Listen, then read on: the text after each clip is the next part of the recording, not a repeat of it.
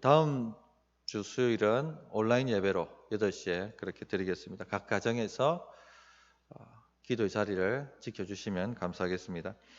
오늘은 사도신경 중에 성자에 대한 고백 부분을 살펴보겠습니다. 우리는 매주 예배할 때마다 그는 성령으로 잉태되어 동정녀 마리아에게서 나시고 본디오 빌라도에게 고난을 받아 십자가에 못 박혀 죽으시고 장사된 지 사흘 만에 죽은 자 가운데서 다시 살아나시며라고 예수님에 대해서 신앙 고백을 합니다. 자, 이 신앙 고백이 무슨 의미인가 하는 것 뭐 잘 알고 계시지만 한 번 더 정리한다는 개념으로 한번 살펴보도록 하겠습니다. 첫째는요, 예수님께서 성령으로 잉태되셔서 동정녀 마리아에게서 나셨다 하는 것 신앙 고백한다는 얘기입니다. 천사가 마리아에게 와서 아이를 가질 것이다. 하나님의 메시아를 품을 것이다. 그렇게 말씀을 전합니다. 그런데 마리아가 그런 얘기를 하죠. 나는 처녀인데 어떻게 아이를 가질 수 있습니까? 하고 질문을 합니다. 이때 천사가 이렇게 답을 했죠. 오늘 우리가 읽은 본문이 바로 그 답인데, 천사가 대답하여 이르되 성령이 내게 임하시고 지극히 높으신 이 능력이 너를 덮으시리니 이러므로 나실 바 거룩한 이는 하나님의 아들이라 일컬어지리라. 그래서 우리는 이 말씀에 근거해서 예수님은 성령으로 잉태되어 동정녀 마리아에게서 나셨다 하고 믿음 고백을 하는 것입니다. 그런데 왜 예수님께서 동정녀에게 성령으로 잉태되셔야 했는가? 또 우리는 왜 이것을 신앙 고백으로 고백해야만 하는가? 하는 것에 대해서는 아마 진지하게 깊이 생각을 안 해보셨을 것입니다. 성령으로 잉태되셨다 하는 의미가 무엇입니까? 인간의 일반적 생육법으로 탄생하신 것이 아니란 얘기죠. 아빠와 엄마가 결혼해서 아기가 생긴 게 아니란 얘기입니다. 성령을 통해서 그 마리아의 자궁을 빌려 창조되셨다. 창조됐다고 말하기는 어렵죠. 그러니까 태어나셨다. 사람이 되셨다. 그런 의미입니다. 꼭 그 아담의 갈비뼈에서 그 갈비 하와를 갖다가 하나님께서 만들어내시듯이 그렇게 주님이 오셨다, 탄생하셨다, 육체로 탄생하셨다 하는 것입니다. 만일 예수님께서 일반적인 생육법을 통해서 이 땅에 오셨다면 아담의 원죄를 고스란히 물려받고 태어나시게 되는 거죠. 그래 되면 사람은 태어나면 무조건 일반적 생육법으로 태어납니다. 그리고 태어나면 아담의 원죄를 물려받기 때문에 그 원죄죠, 원죄. 이 원죄는 항상 자범죄를 만듭니다. 그래서 인간이 죄인이 되는 것이죠. 예수님께서 만약 일반적 생육법으로 오셨다면 아담의 원죄를 물려받고 오셨고, 그럼 결국 예수님은 죄인이 되는 것이죠. 그래서 어느 누구의 죄도 대속하실 수가 없게 되는 것입니다. 진짜 메시아가 되실 수가 없게 되는 것이죠. 그래서 성령으로 잉태되셨어야만 하는 것입니다. 그래서 성령을 통해서 예수님은 참 하나님이시면서 참 사람이 되셨다. 이렇게 말을 하는 겁니다. 이 지금 성령으로 잉태되셨다, 동정녀에게서 나셨다 하는 것은 참 하나님이시며 참 사람이 되셨다. 이 고백을 하는 것이다 하는 것 알아두시면 좋겠습니다. 이렇게 되셔야지 완전한 사람이시면서 아담의 원죄는 받고 태어나지 않으셨고, 그렇기 때문에 죄가 없으시고 사람의 죄를 대속하실 수 있는 속죄양이 되실 수가 있다 하는 것입니다. 그런데 사람들은요, 이 동정녀 탄생을 잘 받아들이지 않습니다. 전에 그 새벽 기도할 때도 말씀드렸습니다만, 영지주의 이단 같은 경우 초대교회에 나타났던 이단인데 요한 1, 2, 3서에 나오는 그 이야기가 다 영지주의 관한 얘기입니다. 육체로 오신 것을 부인하는 자마다 적그리스도니 하는 이런 모든 얘기가 다 영지주의가 가르쳐 하는 얘기입니다. 동정녀 탄생을 부인합니다. 성탄절 예배도 온라인으로 하는데 그때도 아마 이 본문 가지고 좀 더 말씀을 드리겠습니다만은, 왜 믿지 않을까요? 하나님이 천지를 창조하셨다는 걸 믿는데 성령을 통하여 마리아의 자궁을 빌려 잉태되셨다. 이걸 왜 믿지 못할까요? 이게 말이 안 되는 것이죠. 그러니까 하나님 아버지께서 천지의 창조주께서 온 만물을 만드셨다 하는 걸 앞에 신앙 고백하지 않습니까? 그러면 성자가 성령으로 잉태되어 마리아에게 나셨다는 것도 고백할 수밖에 없게 되는 겁니다. 그런데 그걸 이상하게 막 생각하고 믿지 않으려고 하고 하는 것, 사단한테 속고 있는 것이죠. 그렇습니다. 자, 예수님께서 참 하나님이시며 참 사람이 되셨다 하는 것은 우리에게 굉장히 큰 위로를 줍니다. 주님께서 사람이 되셔서 친히 모든 사단마귀 시험도 경험하셨고 또 인간의 연약함도 경험을 하신 것입니다. 가난하기 때부터 제대로 움직일 수가 없는 연약함을, 또 부모가 양육하지 않으면 제대로 살아남을 수 없는 그 연약함을 몸소 경험하셨다는 것이죠. 얼마나 이것이 우리에게 위로가 됩니까? 그렇기 때문에 우리를 너무나도 잘 아시고 우리를 위하여 기도하실 수가 있고 우리를 위하여 역사하실 수가 있는 것입니다. 히브리서 4장 15절에는 이것을 이렇게 고백하죠. 우리에게 있는 대제사장은 우리의 연약함을 동정하지 못하실 리가 아니요 모든 일에 우리와 똑같이 시험을 받으시니로되 죄는 없으시니라. 그래서 우리의 중보자 대신 예수님은 우리를 불쌍히 여기십니다. 늘 우리를 불쌍히 여기시고 우리를 위하시고 우리를 모든 사정을 하시고 돌보시고 도우시고 하나님 앞에서 중보자가 되셔서 대변까지 하시는 것입니다. 연약하기 때문에 주님 저를 실수하는 것입니다. 저의 공로를 보셔서 불쌍히 여겨주십시오. 은혜를 거두지 말아 주십시오. 이것이 주님께서 하나님 우편에서 우리를 위하여 항상 기도하는 기도의 내용입니다. 그러니까 얼마나 큰 은혜와 복을 우리가 받고 사는지 모르겠습니다. 간혹 우리가 어려운 사정에 경험할 때 하나님 제 사정 모르시죠? 이렇게 탄식하곤 하지 않습니까? 모르긴 뭘 모르깁니까? 다 아십니다. 우리가 이런 신앙 고백을 담대히 하셔야 돼요. 주눅 들 게 아니라 신앙 고백을 하셔야 되는 겁니다. 염려와 걱정을 하실 게 아니라 신앙 고백을 하셔야 되는 겁니다. 가끔 교회를 위해서 또 우리 가족을 위해서 기도할 때 어떤 문제가 생겨서 막 간절히 기도할 때 막 염려함으로 기도하거든요. 솔직히 우리가 기도하다 보면 자기도 모르게 염려함으로 기도합니다. 막 하나님이 몰라주시는 것처럼 하나님 좀 알아주세요. 하나님 사정이 이렇습니다. 좀 불쌍히 여겨주세요. 하나님 언제까지 응답하시지 않습니까? 언제까지 대답하시지 않습니까? 제 마음에 평강을 주십시오. 막 이렇게 기도하면 딱 깨닫게 하시는 감동이 있습니다. 내가 너보다 더 교회를 사랑하고 내가 너보다 더 교회 사정 알고 내가 너보다 더 네 자식 사랑하고 네 자식 사정 내가 누구보다도 더 잘 알고 있다. 그 말씀 탁 떠오르면요 정신이 바짝 듭니다. 아유 하나님 죄송합니다. 우리 주님이 더 사랑하십니다. 더 아시고 더 애쓰시고 더 관심을 가지시고 담대하게 우리가 신앙 고백을 해야 됩니다.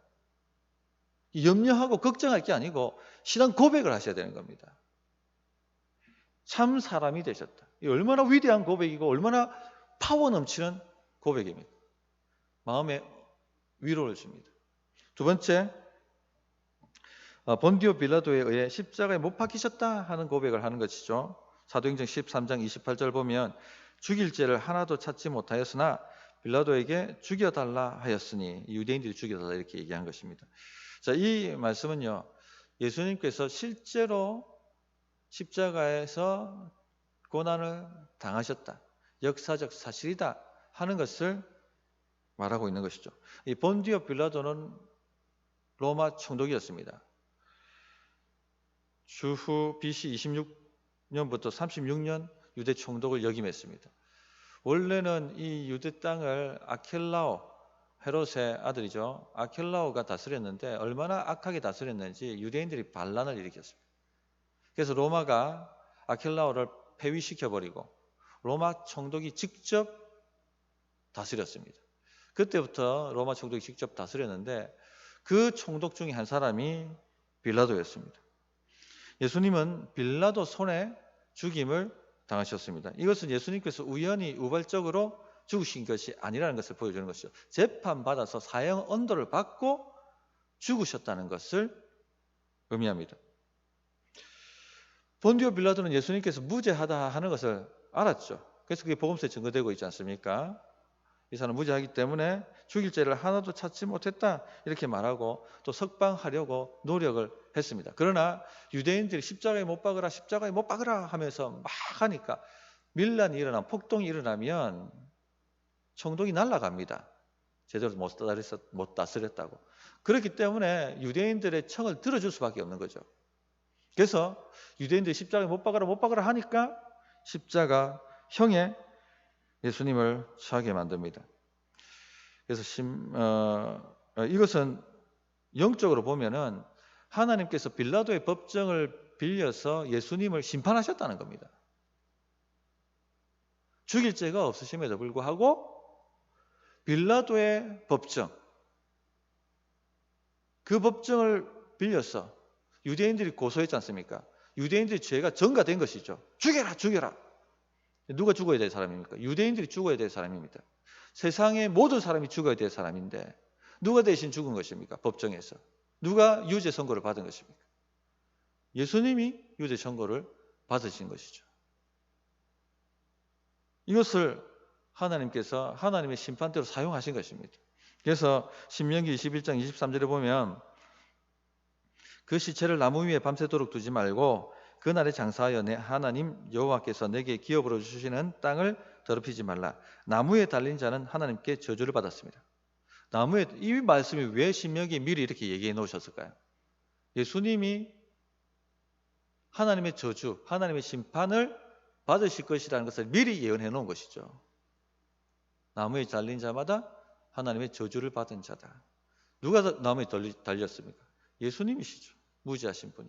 누구의 죄 때문에? 우리의 죄 때문에 대신 심판을 받으신 것입니다. 그래서 고린도후서 5장 21절에는 하나님이 죄를 알지도 못하신 이를 우리 대신하여 죄로 삼으신 것은 우리로 하여금 그 안에서 하나님의 의가 되게 하려 하심이라, 이렇게 말씀하고 있습니다. 우리의 죄는 주님께로 넘어갔고 주님의 그 의로움은 우리에게 넘어온 것입니다. 이것이 빌라도 법정에서 일어난 하나님의 심판의 결과입니다. 우리가 이 십자가 고난을 믿음으로 고백할 때 우리의 죄는 주님께로 넘어가고요, 주의 은은 우리에게 넘어옵니다. 의가 왔다, 이 말은 하나님의 말씀을 100% 순종한 사람으로 여겨주신다는 겁니다. 우리가 알지만 우린 스스로 100% 하나님의 말씀 지킬 수 없는 사람들입니다. 그럼에도 불구하고 예수의 피 때문에 우리를 100% 하나님의 말씀을 지켜준 사람, 지킨 사람으로, 의를 이룬 사람으로 여겨주신다는 것이죠. 얼마나 이게 담대한 신앙 고백이고 얼마나 놀라운 믿음입니까? 이런 고백 자체가 놀라운 일입니까? 하나님께서 우리를 예수님 때문에 심히 존귀한 자로 만들어주셨고 존귀한 자로 여겨주신다는 것입니다. 이처럼 우리를 사랑하셨다, 이렇게 말씀하고 있죠. 우리가 이 놀라운 십자가 사랑을, 십자가의 은혜를 매일 묵상하고 매일 찬양하고 매일 신앙 고백해도 모자랄 판입니다. 왜 신앙 고백으로 이렇게 가르치겠습니까? 이거 고백하라는 겁니다. 날마다. 입만 열면 헛된 얘기 나올 게 아니고 이런 신앙 고백을 자주 하셔야 됩니다.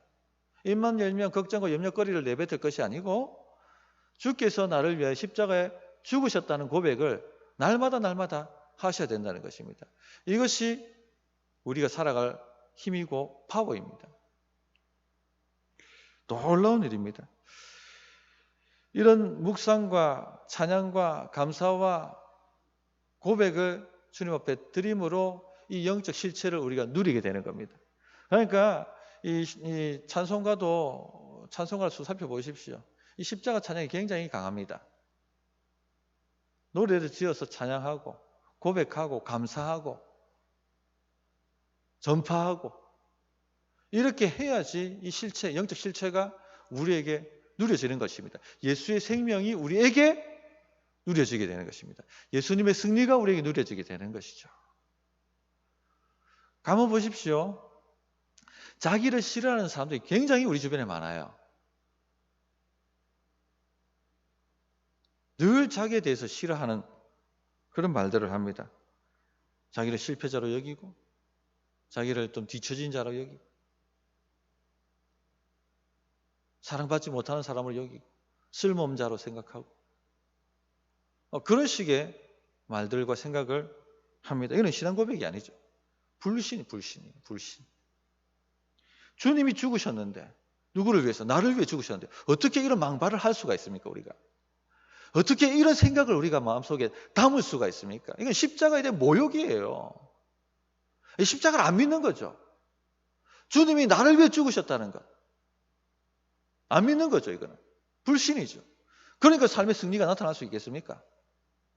삶에 하나님의 생명의 역사가 나타날 수 있겠습니까? 늘 마귀한테 당하는 겁니다. 늘 마귀한테 빼앗기는 것입니다. 우리는 신앙 고백으로 이기는 거거든요. 결국은 신앙 고백으로 천국에 들어가는 것이고, 결국은 신앙 고백으로 부활하는 것이고, 결국은 신앙 고백으로 마귀를 박살내는 겁니다.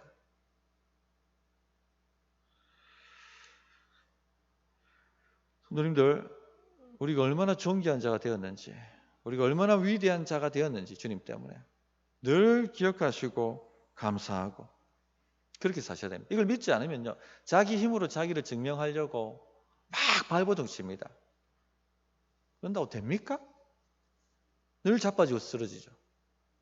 그럴 필요가 전혀 없다는 것입니다. 믿기만 하면 되는 거예요. 믿기만. 감사하고 찬양하고 고백하고 즐거워하고 그렇게 자꾸 입술에 고백을 담아 주님 앞에 나아가면요, 이게 영성도 파워거든요. 이게 힘이거든요. 이 길러지는 힘이거든요. 보는 눈이 달라지고 마귀를 이길 힘이 생기고 근육이 생기고 영적. 그리고 자기 자신을 바라보는 관점이 완전 달라집니다. 가치 있는 존재로 여깁니다.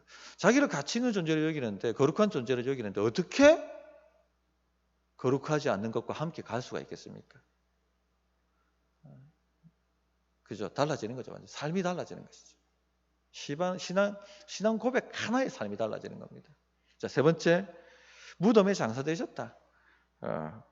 그는 고백을 하는 겁니다. 고린도전서 15장 4절에 장사 지낸 바 되셨다가 성경대로 사흘 만에 다시 살아나사 이렇게 말씀합니다. 예수님께서 무덤에 장사되셨다 하는 것을 우리가 고백합니다. 이 말은 확실하게 죽으셨다는 겁니다. 죽은 흉내를 내신 것이 아니다. 확실하게 무덤에 들어가셨다. 죽으셨다. 흉내 내신 것이 아니다. 우리 사도신경에는 번역이 안 돼 있는데, 성경책 앞에 보면 사도신경 보면 각주가 달려 있는 데가 있을 겁니다. 아마 좋은 성경책을 가지고 계신 분들은 각주가 달려 있는데, 거기에 보면 예수님은 장사되신 후 음부에 내려가셨다라고 하는 말이 있습니다. 믿을 만한 사도신경 원문에는 장사 지낸 바 되신 후 음부에 내려가셨다, 한마디로 지옥에 내려가셨다 하는 구절이 거기에 들어가 있습니다. 나중에 한번 이 앞에 사도신경 보시면 각주 찾아보십시오. 거기에 그렇게 표기가 되어 있을 것입니다. 예수님께서는 십자가에서 고통당하셨을 뿐만 아니라 장사 지낸 바 되셔서 음부에 가셔서 친히 우리 대신하여 지옥의 고통을 맛보셨다는 것입니다. 그러니까 우리를 지옥에서 건져내실 수가 있는 것이죠. 성도님들, 우리가 살면서 걱정과 염려로 살고 때로는 우리가 말할 수 없는 탄식과 두려움과 절망적인 고통을 겪기도 합니다. 그럴 때 어디서 위로를 받습니까? 참된 위로가 어디서 올까요? 사람에게서 위로가 올까요? 우리가 삶을 좀 나누고 하고 하잖아요. 그런데 이것도 어느 정도 끈은 되는데, 진짜 이제 깊이 들어가야 될 거는요, 사람하고 나눠도 안 됩니다. 그죠? 다 경험하죠. 사람을 의지할 바가 못 되는 거거든요. 결국 누구 앞에 서야 되냐면요, 하나님 앞에 서야 되는 겁니다. 본인이 서는 것이죠. 믿음으로 위로가 오는 것입니다. 어디서 위로가 갑니까? 예수님이 친히 나를 위해 지옥 심판을 경험하셨다는 것에서 큰 위로가 오는 것입니다. 이게 한번 우리의 영혼을 쾅 하고 때려야 되는 겁니다. 이게 머리에 어스름풀이 싹 지나가는 게 아니고, 다메섹에서 바울이 한번 팡 하고 충격을 받았던 것처럼 우리 영혼이 떨릴 만큼 이 메시지가 우리의 심령을 한번 팡 쳐야 되는 것이죠. 이게 은혜 체험, 성령 체험. 이게 딱 와야지 사람이 안 흔들립니다. 사람이 안 흔들리는 거예요. 조금만 문제 생기면 막 벌떡벌떡 막 넘어지고 자빠지고 잠수 타버리고, 이 사람 쫓아다니고 저 사람 쫓아다니고. 사람 쫓아다니면 이 사람 만족 좋을 것 같은데 금방 단물이 빠져버립니다. 그러면 어떤 사람도 이 집에 쫓아다니고 저 집에 쫓아다닙니다. 이 집에 쫓아다니면 단물 확 빠지면 또 딴 집에 돌아다니고, 이 기도원 저 기도원 저 기도원, 그러다 세월 다 보냅니다. 전혀 나아지는 바 없고 회복되는 바 없고 승리 없고 시간만 다 까먹는 거예요. 말씀을 붙드는 거죠. 이게 신앙 고백이 말씀이니까. 말씀을 딱 붙들고 주님 앞에 내가 홀로 서는 겁니다. 이 말씀이 나를 완전히 사로잡지 못하면 나는 어디 가든지 죽는 겁니다. 누가 오든지 아브라함의 할아버지가 와도 살리지 못하는 거죠. 죽는 겁니다. 거기서. 주님이 나를 위해서 음부에 내려가셨다. 장사 지낸 바 되셨다. 얼마나 강력한 말씀입니까? 강력한 신앙 고백입니까? 이거 붙들고 염려거리, 문제거리 올 때 한번 기도해 보십시오. 하나님, 주님께서 나를 위해 죽으셨다는데, 나를 위해 장사 지내셨다는데 나는 왜 이 문제 가지고 걱정하고 염려하고 고민합니까? 주님, 나는 살았다고 말씀하시는데 왜 나는 죽을 것 같습니까? 하나님, 제발 이 말씀이 내 마음에 불같이 타오르게 해주십시오. 왜 이렇게 담대하게 기도 못합니까? 그죠? 그게 딱 와야지 눈빛이 달라지고 괴롭게 만들고 조롱했던 사단 마귀들이 끊어지는 겁니다. 끊어지는 거. 이 진리가 깨달아지면요, 인생이 확 변합니다. 확 달라져 버립니다. 두려울 것이 없는 인생. 오라 세상아, 이런 믿음이 올라오는 거죠. 물론 살다 보면 또 떨어집니다. 그죠? 오르락 내리락 합니다. 오르락 내리락 할 때. 그럴 때마다, 내려갈 때마다 다시 신앙을 붙드는 겁니다. 우리가 매주 신앙 고백하잖아요. 그냥 하는 게 아닙니다. 내가 이거 붙들고 살고 있습니다, 주님. 제가 이거 붙들고 살고 있습니다, 주님. 이거 고백하는 거죠. 싸우는 거죠. 믿음으로. 성도님들, 우리는 이기는 사람들. 절대 지지 마십시오. 이기는 습관을 자꾸 만들어 가셔야 되는 겁니다. 어떻게 이깁니까? 신앙 고백. 신앙 고백으로 이기는 것입니다. 오늘은 성자에 대한 신앙 고백만 다음 주에 또 다루겠는데, 오늘 우리 위해 죽으시고 부활하신 주님의, 부활까지는 안 갔죠 아직. 우리를 위해서 성령으로 잉태되신 것, 그리고 십자가 고난 당하신 것, 그리고 무덤에 장사되신 것, 여기까지 살펴보았습니다. 한 주간도 지금 뒤숭숭하지 않습니까? 경산에도 여러 코로나가 막 발생해가지고 이럴 때일수록 너무 놀라지 마십시오. 어차피 생명은 주께 있고 우리가 방역을 잘 지키고 또 주님을 의지한다면 이런 전염병은 우리가 건들지 못합니다. 계시록에 그렇게 기록되어 있지 않습니까? 그러므로 믿음으로 승부를 보시는 우리 모든 성도님들 되시기를 부탁드립니다. 찬양하고 기도합시다.